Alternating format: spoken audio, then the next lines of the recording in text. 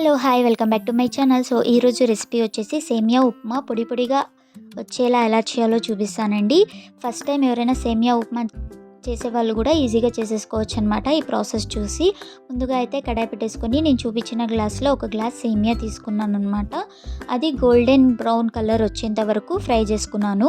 తర్వాత ఒక ప్లేట్లోకి ట్రాన్స్ఫర్ చేసేసుకోవాలి. తర్వాత ఇంకొక కడాయి పెట్టేసుకొని ఆయిల్ వేసేసుకొని అందులోకి పోపు దినుసులు వేసుకోవాలన్నమాట. ఆవాలు, జీలకర్ర, అలాగే శనగపప్పు, మినపప్పు వేసుకోవాలన్నమాట. తర్వాత ఆనియన్స్, క్యాప్సికమ్, పచ్చిమిరపకాయలు, టమాటో రెడీగా కట్ చేసి పెట్టుకున్నానండి. మీకు అవైలబుల్గా ఏ వెజిటేబుల్స్ ఉన్నా వేసుకోవచ్చు.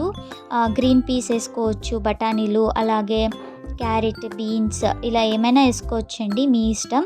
సో నేనైతే వెజ్జీస్ అన్ని వేసేసి బాగా ఫ్రై చేస్తున్నాను అనమాట.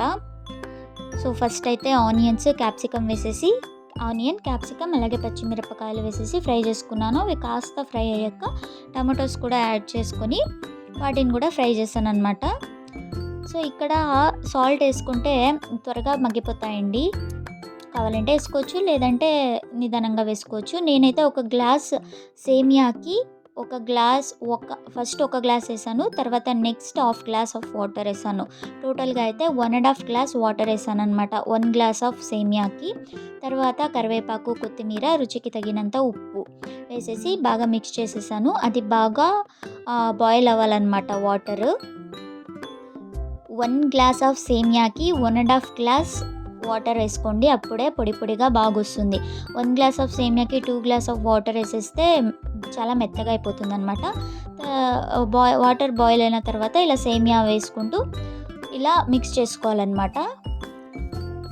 మిక్స్ చేసిన తర్వాత మూత పెట్టేయాలండి. ఒక 5 మినిట్స్ సిమ్లో పెట్టేయాలన్నమాట, హైలో పెట్టకూడదు.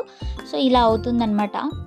ఇలా అయిన తర్వాత నేను ఇందులోకి 1 స్పూన్ నెయ్యి అనేది వేస్తానన్నమాట.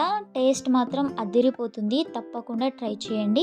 సో ఇలా అయిన తర్వాత పైన 1 టేబుల్ స్పూన్ నెయ్యి వేసేసి బాగా మిక్స్ చేశానన్నమాట. మిక్స్ చేసేసి స్టవ్ ఆఫ్ చేసేస్తాను. ఇంకా స్టవ్ ఆఫ్ చేసి మూత పెట్టేస్తే బాగా మగ్గిపోతుందండి. చాలా బాగా పొడి పొడిగా వస్తుందన్నమాట.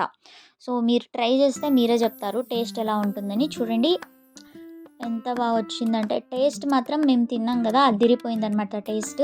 మీరు కూడా తప్పకుండా ట్రై చేయండి. మొదటిసారి ఎవరైనా ఈ ఉప్మా ట్రై చేసేటట్టయితే తప్పకుండా ట్రై చేయండి. Thanks for watching. బాయ్.